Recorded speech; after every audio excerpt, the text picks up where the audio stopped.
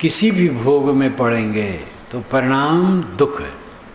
कहीं मोह करेंगे, मोह करने में अच्छा लगता है लेकिन परिणाम में दुख आएगा। दशरथ ने कैकेयी में मोह किया तो उसी से उनको प्राण पीड़ा लगी। उधर राम में मोह कि भरत को गद्दी न मिले, राम को मिले, ये दोनों के कारण उनको प्राण पीड़ा लगी। गद्दी के अधिकारी भरत थे शर्त के अनुसार। जब दशरथ का विवाह कैकेयी से हुआ है, ये व्यास नदी का क्षेत्र है पंजाब का, वहाँ की लड़की थी कैकेयी। कैकेयी के पिता ने कहा कि कैकेयी से उत्पन्न बच्चे की गद्दी अगर हो, आप शर्त करें तो मैं शादी करूँगा, नहीं तो नहीं। दशरथ ने मोहवश कहा मैं स्वीकारता हूँ। वही शर्त उनको काटती थी उनके मन को कि कब राम को गद्दी दो। तो जब भरत शत्रुघ्न के सहित चले गए ननिहाल पंजाब, तब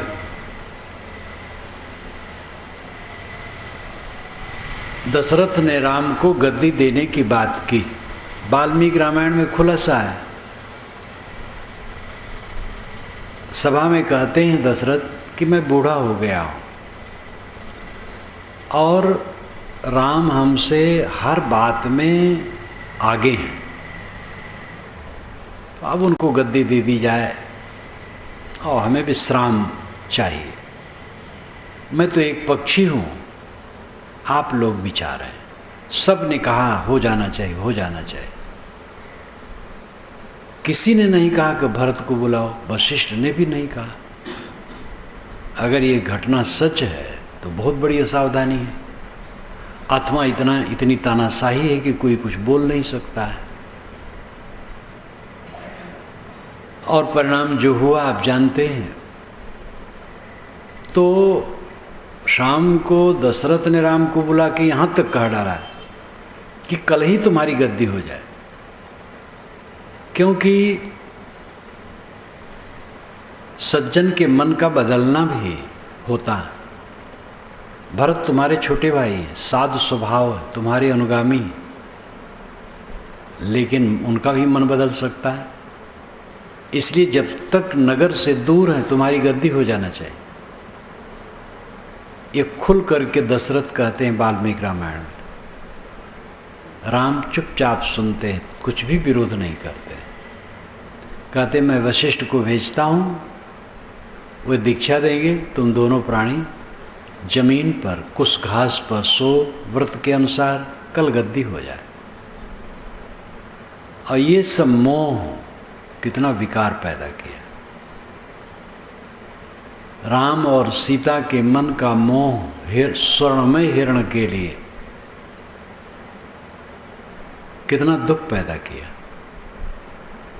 इस धरती आकाश के बीच में कहीं कोई हो, साधु हो, गुरु हो, वह भी कहीं मोह करेगा, बंध जाएगा। मोह न करना साधुत्व गुरुत्व है, वे साधु गुरु नहीं। निर्मोह दशा कल्याण दशा है। कोई भी कहीं मोह करेगा, फंसेगा, परिणाम दुख होगा। तत्काल अच्छा लगता है भोग, लेकिन परिणाम दुखद है।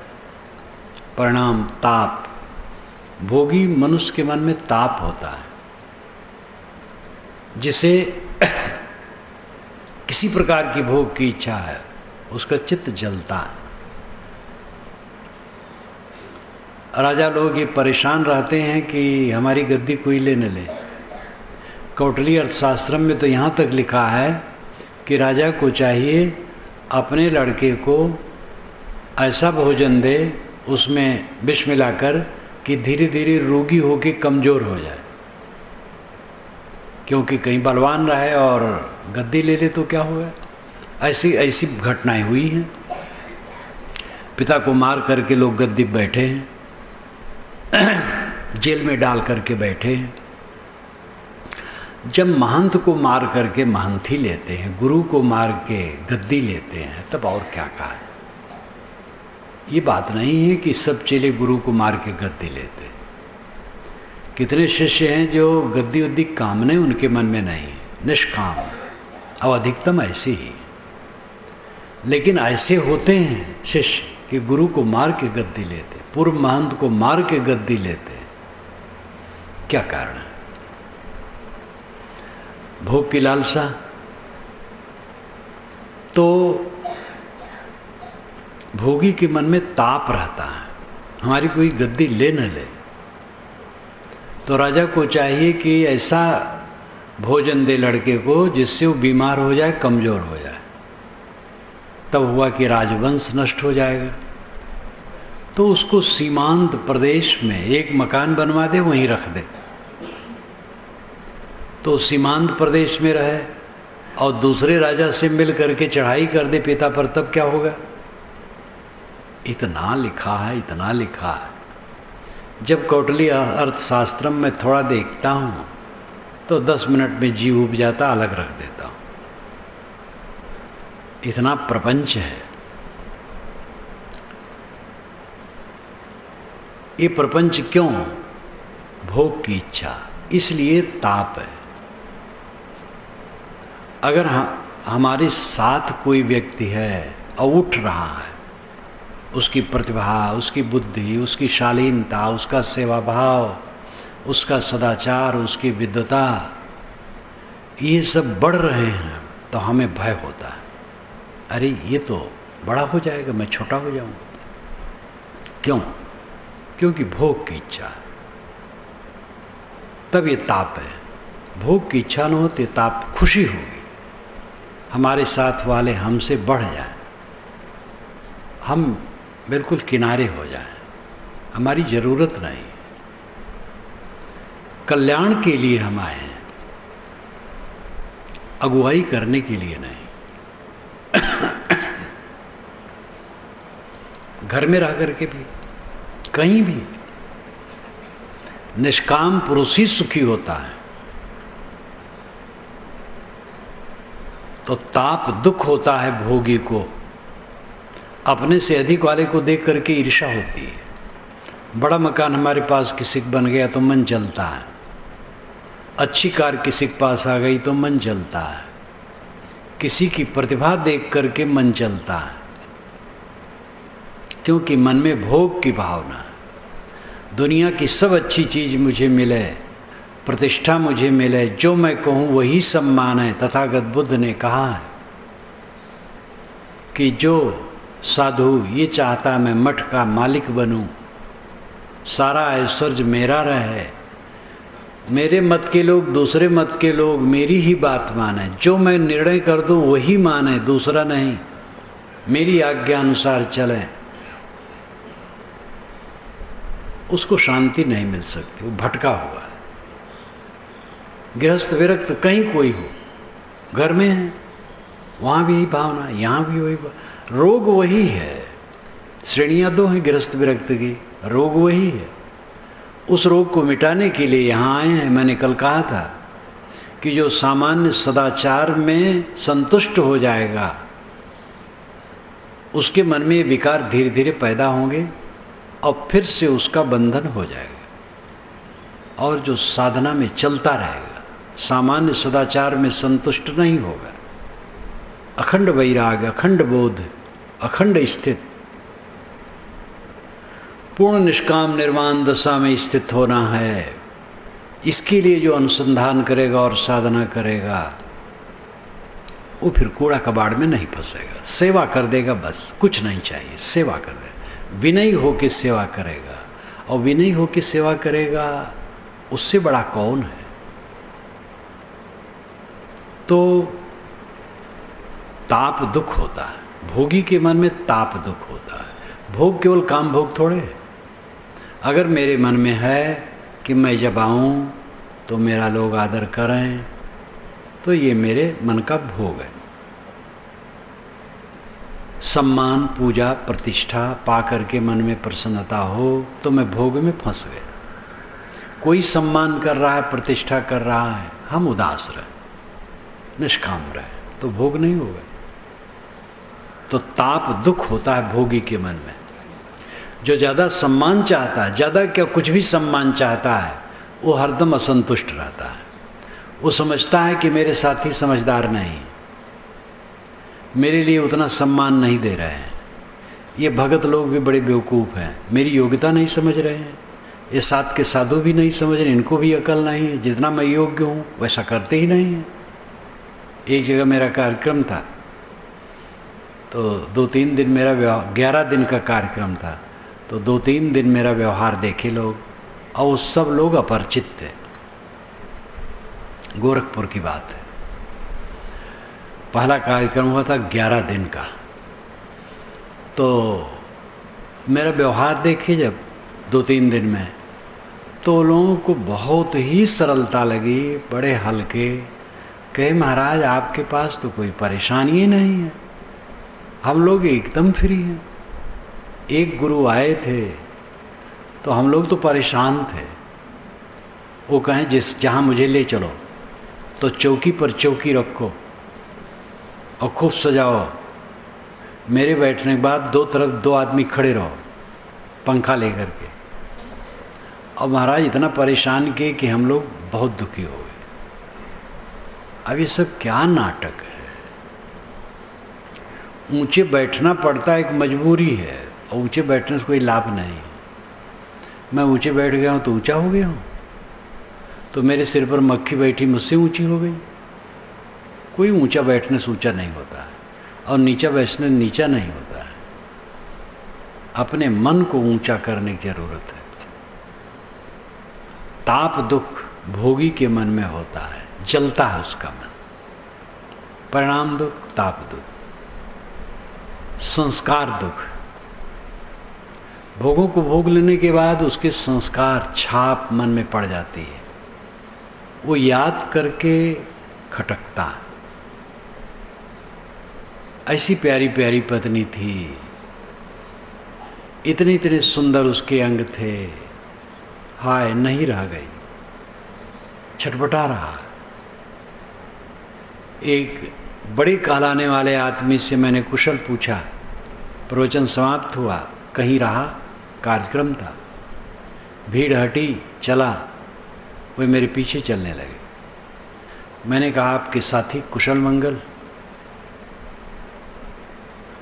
तो जोर से रो पड़े। तो उसका दूसरा आदमी था, मुझसे धीरे से कहा इनकी पत्नी मर गई। जोर से रो पड़े। अंत में 1 साल के बाद सुना कि उन्होंने फांसी लगा ली और मर गए, पंखा में लटक गए और मर गए, पत्नी वियोग में। एक सज्जन मुझसे मिलने आए ही प्रीतम नगर में, कहे महाराज मेरी बहू बड़ी चंचल थी,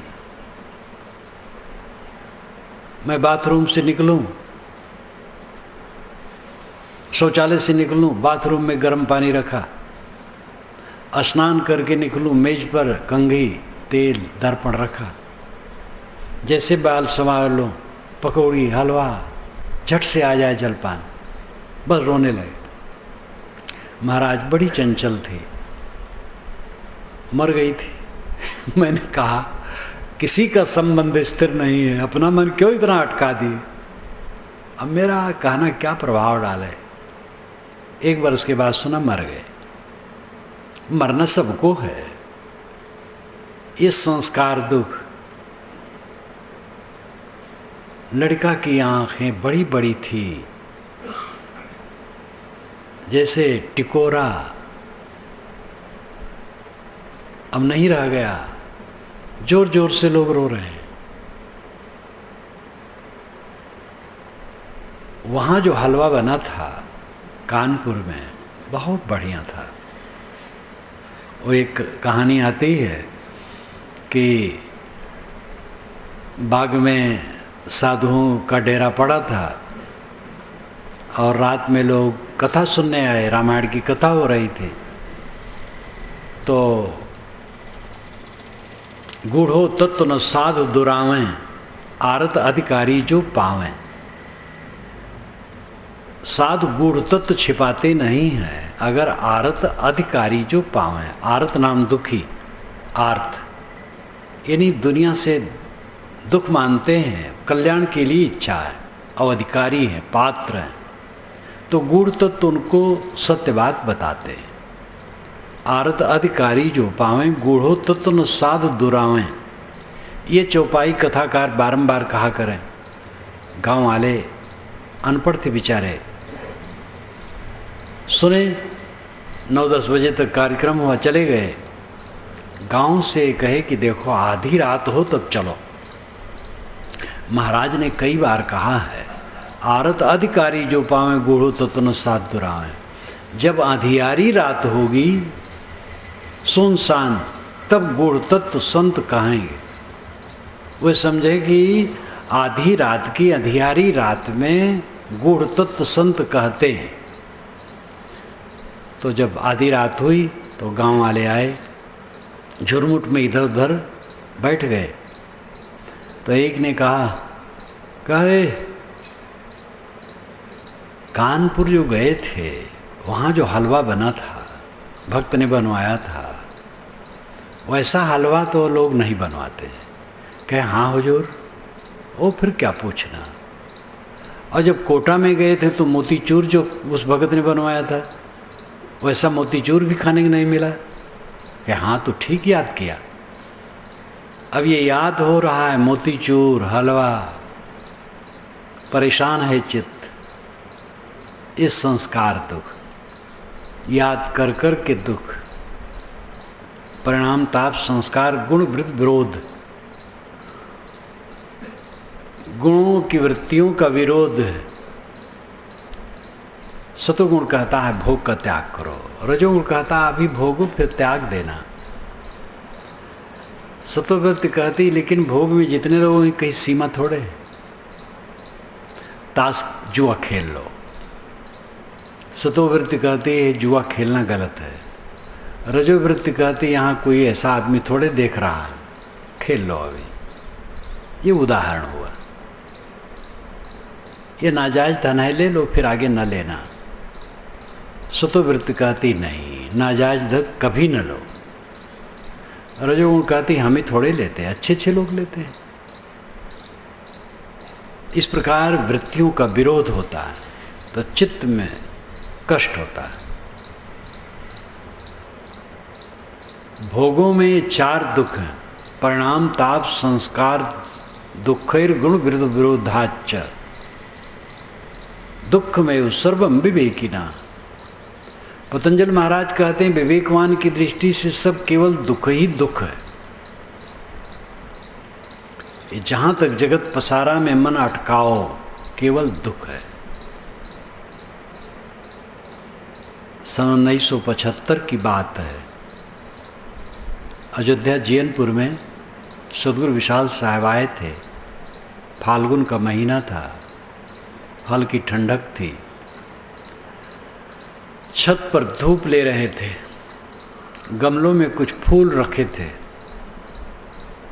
मैं साहब से विनोद भी किया करता था। साहब से मैंने कहा साहब ये गमलों में फूल लगे हैं, वातावरण बढ़िया है। तो साहब चुप रहे। तो फिर मैंने कहा फूल आसपास होते हैं तो वातावरण अच्छा रहता है। तो साहब कहे कि तुम कितनों कहो हम न मानब। तो हम कहे साहब क्यों नहीं मानेंगे। कहे अरे अपना मन कहीं और झावे के, यानी अपना मन कहीं फूल में फंसाओ तो कहीं मकान में फंसाओ तो कहीं किसी प्रेमी में फंसाओ, यही तो सब अर्थ होता है। साहब तो उतना ही कुल नहीं कहे, बस इतने भर गए। अपना मन उलझाना है कहीं, अर्थ है अपने मन को कहीं मत अटकाओ। माया देख कस रहे हुए फूल, जैसे वनस्पति रही है फूल। सदगुरु कबीर ने कहा माया देख करके क्यों भूल रहे हो। ये वनस्पतियाँ फूलती हैं फिर सूख जाती हैं, कुछ नहीं रहता है। मैंने अपने कैशोरी में, यानी कोई 14-15 वर्ष की उम्र में गोंडा जिला के बलरामपुर को देखा। उस समय अंग्रेज गवर्नमेंट का राज था और जमींदारी थी, राजा का राजकाज वैसे था। तो गोंडा वाले यही कहते थे लखनऊ का टुकड़ा है बलरामपुर, आनंद बाग, बहुत मनोहर, बड़े बड़े सिंह और अनेक जंतु, छोटा सा था पार्क, कभी नहीं देखा था बड़ा कुछ, तो वही बहुत बड़ा हमें लगता था। आनंद बाग, भारत आज़ाद हुआ, सात मार्ग में मैं आया, उसके बहुत वर्षों के बाद उधर मेरा कार्यक्रम था, तो रक्शे पर बैठा स्टेशन जा रहा था। रक्शे वाले से कहा भैया आनंद बाग जो रहा वो कहाँ है? तो कहे महाराज चलिए दिखाऊंगा। सड़क पर जाते जाते बाएं तरफ कहा महाराज यही है, सब खेत रहा, खेत जोता जा रहा था, एक पेड़ नहीं, मेड़े बनी है, खेत बड़े बड़े ढेले थे, गर्मी महीना था, बिया बाँ जैसा था। आनंद बाग वहाँ कभी रहा, चिन्ह भी नहीं था। ये संसार है, सब कुछ परिवर्तनशील है। अपने मन को कहीं फंसाओ दुख पाओ,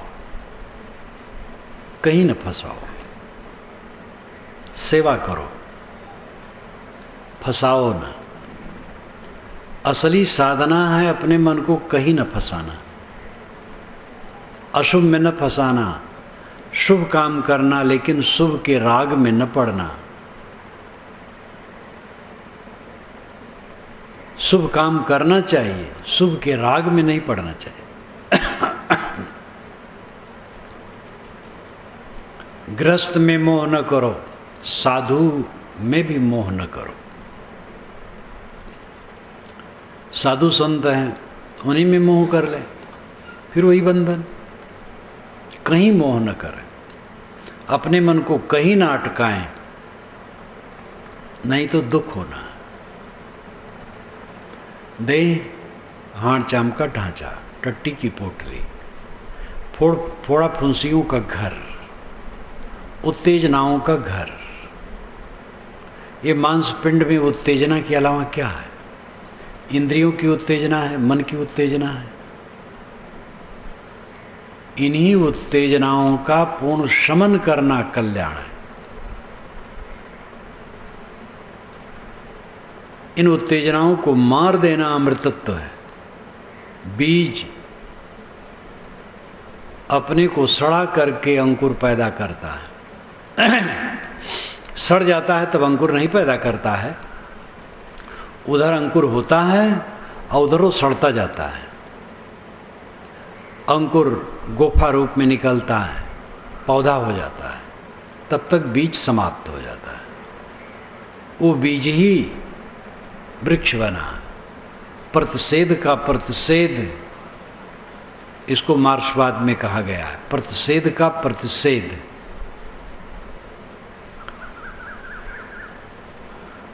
पुत्र जन्मा, पिता का प्रतिषेध हो गया, और पुत्र के पुत्र जन्मा तो उसका प्रतिषेध हो गया। बीज का प्रतिषेध हो गया, पौधा हो गया, पौधा का प्रतिषेध हो गया, वृक्ष हो गया, वृक्ष का प्रतिषेध हो गया, फल फूल हो गए।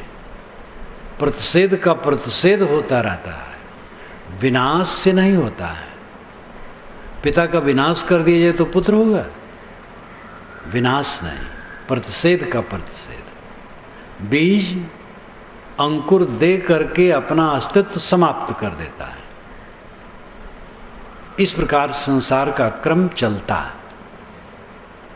सेवा करें, निष्काम रहें, लोगों को रास्ता दिखा दें, पकड़ के न बैठें, कुछ भी पकड़ के न बैठें। मलकई पकड़ के बैठना, गुरुआई पकड़ के बैठना, महंती पकड़ के बैठना, घर गृहस्थी में इसीलिए तो सरकार रिटायरमेंट दे देती है, 60 वर्ष तक बैठे न रहो, दूसरे गाने दो। कुछ भी पकड़ करके बैठे तो दुख, कुछ भी पकड़ के न बैठो, सबसे न्यूट्रल, सबसे निष्पक्ष, सबसे अलग थलग अपने को बनाओ, अपनी असंगता को देखो। इस संसार में दुख के अलावा कुछ नहीं, केवल दुख दुख दुख। राम को जानोगे तो दुख मिटेगा। राम है अंतरात्मा, स्वयं स्वरूप, आप राम हैं। अपने को छोड़ के कहीं कुछ न पाओगे।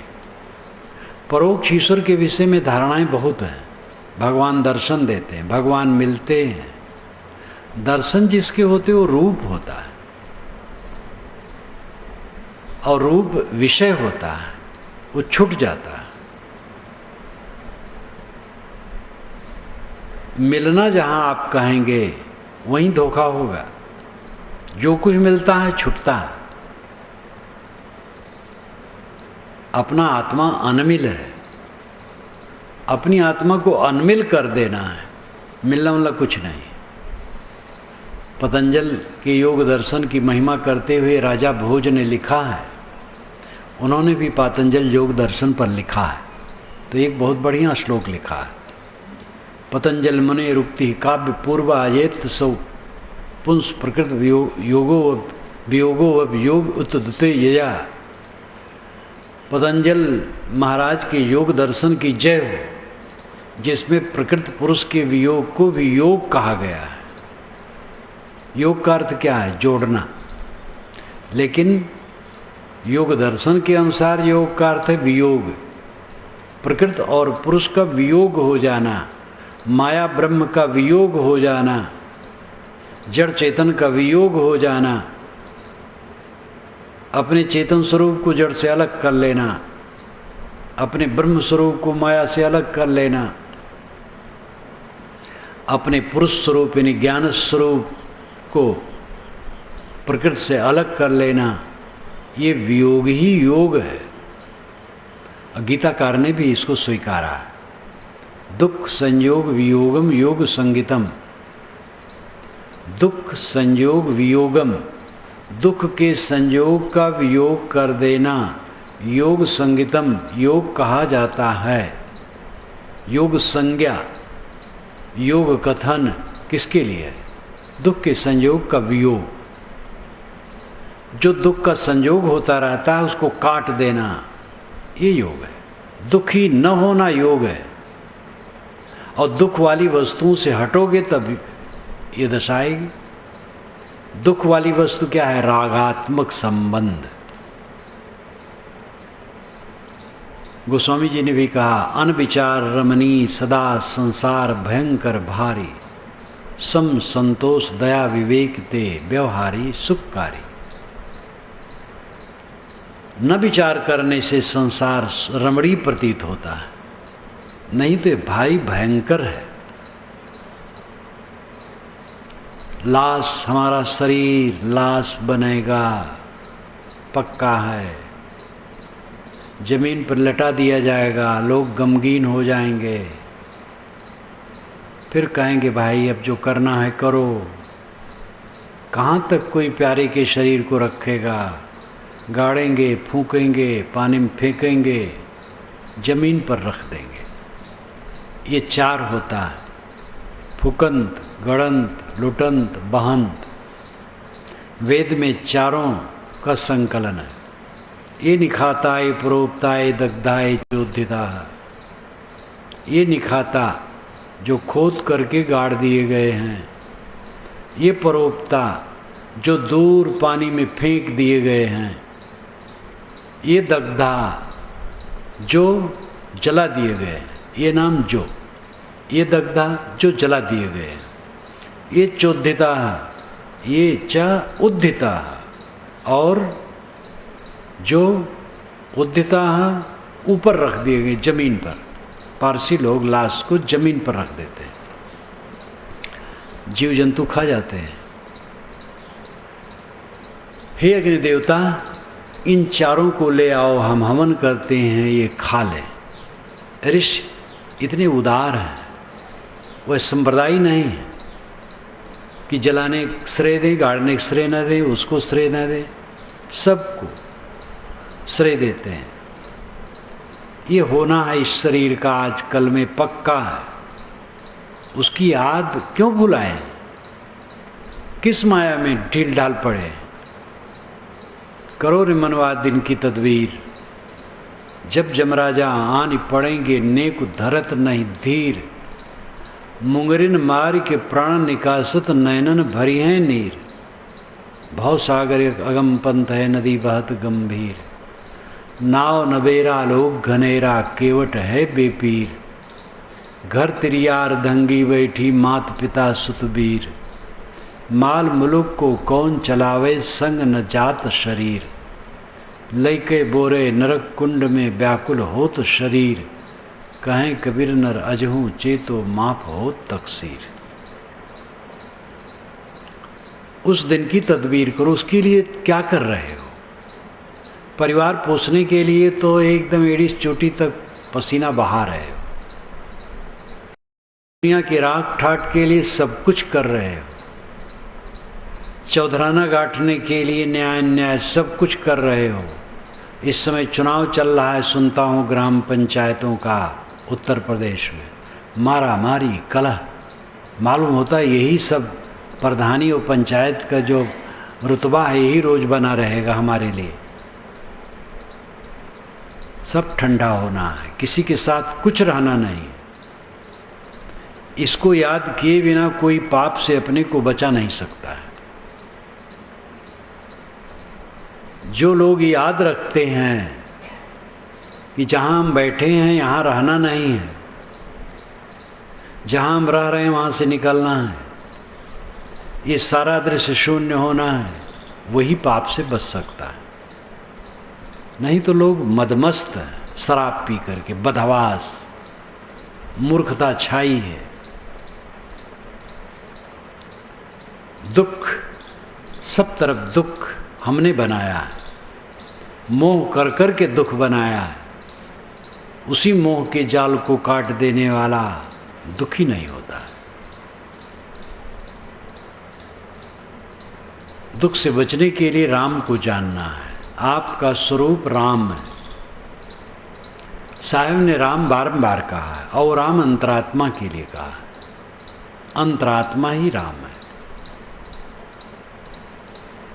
नानक यह तन मिथ्या जानो, या तन में जो राम बसत है, ताको सांच पिछानो। नानक साहब ने कहा इस शरीर को मिथ्या समझो, और इसमें जो राम बसता है उसको सच्चा समझो। तो नानक साहब ने भी कहा इस शरीर में रहने वाला जो है वो राम, असली राम है। गोस्वामी जी बाहर राम बहुत कहे, लेकिन अंत में कहे अस प्रभु हृदय अक्षत अभिकारी। सत्सई में तो उन्होंने कहा कहत सकल घट राम मैं, तो खोजत के ही काज। तुलसी कहया कुमति सुन, उर आवत अति लाज। सब घट में राम है तो क्यों बाहर खोज रहे हो? परोक्ष मान करके भी अंत में परोक्ष में संतोष नहीं है। प्रत्यक्ष परोक्ष अपरोक्ष इस पर समय से चर्चा की जा सकेगी। हम परोक्ष में भटकते हैं, अपरोक्ष बोध हुए बिना दुख दूर न होगा। आपका स्वरूप आत्मा है, शुद्ध चेतन है, निर्मल है, उसकी याद करो। आप स्त्री पुरुष नहीं हैं, काला गोरा नहीं है, ब्राह्मण शूद्र नहीं है, साधु गृहस्थ नहीं है, बालक वृद्ध नहीं है। ये शरीर के भाव है। आप शुद्ध चैतन्य ज्ञान मात्र हैं। आप में कोई दुख नहीं है, कोई घाटा नहीं, कोई पीड़ा नहीं, कोई संताप नहीं। आप में कोई हानि लाभ नहीं, सब हानि लाभ झूठे हैं देह के। आप बिल्कुल निर्मल हैं। आपका कुछ नहीं है, आपका कोई नहीं है, आप किसी के नहीं। यही तथ्य है। इस अपने नंगे असंग स्वरूप आत्मा की याद करें, तब दुख दूर होगा। आप बैठे और कल्पना करें शरीर मेरा छूट गया, कौन सी परेशानी अब है? शरीर के रहते सब प्रपंच है, शरीर ही नहीं है, सब खत्म। भय होता है मेरा शरीर नहीं रहेगा तो पीछे वाले क्या करेंगे। ये इलाहाबाद के एक सेठ रहे मिलने आए, अब नहीं है लगता, तो प्रवचन में आवे चले जाएं। एक दिन दूसरे समय आए, उनकी भी उम्र 75-77 से कम नहीं रही। मैंने कहा कुशल मंगल? कही महाराज सब आनंद है, 3 दुकानें हैं, बच्चे सब बैठते हैं, मैं जहाँ चाहूँ बैठूँ न बैठूँ, 3 तल्ले का मकान है, सबके ऊपर मेरे लिए मंदिर बना है पूजा करने के लिए। जहाँ मैं तीर्थ जाता हूँ 4000 कहता हूँ, बच्चे 8000 देना चाहते हैं, रात में मेरे पैर दबाते हैं, आज्ञाकारी हैं। महाराज सब सुख है लेकिन नींद नहीं लगती। तो मैंने कहा क्या कारण? कहे महाराज समझ में नहीं आता है। तो मैंने कहा आप सोचते होंगे मैं नहीं रहूँगा तो इनका क्या होगा? कि बस बस महाराज यही बात है। तो मैंने कहा 1000-2000 वर्ष रुक जाओ, तो हंसने लगे। हम के आपके रहते रहते बच्चे इतने कुशल हैं, अब आज के ज़माने में इतना सेवा परायण और आज्ञाकारी हैं, इतना विकास हो गया है, तो क्या परेशानी है? मानो घट जाएगा तो भी कमाए खाएंगे। फुटपाथ पर रहने वाले बच्चे भी कमाते खाते हैं बहुत का। तो ये मनुष्य की अपनी मूर्खता इतनी गहराई में है। हम सब मूर्ख हैं, अपनी अपनी मूर्खता को हम देखें, दूसरे की मूर्खता नहीं। दूसरे की मूर्खता देना तो बड़ा सरल है, बड़े बड़े विवेकियों की भी मूर्खता साधारण लोग भी देख लेते हैं, उनमें मूर्खता हो चाहे न हो, जान लेते ये मूर्ख हैं। लेकिन अपनी मूर्खता समझना बहुत बड़ी बात है।